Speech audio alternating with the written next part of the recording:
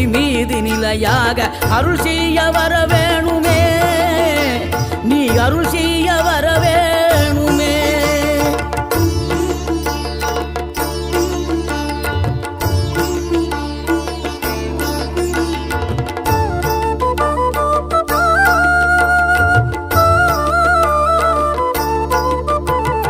இகழ்தலையும் புகழ்தலையும் ஒரு முகமாய் கருதும்படி செவி உரைத்த முத்து குமரன், நீ வறுமையையும் வளமையையும் சமநிலையை உணரும்படி மதி கொடுத்த செல்வ குமரன்.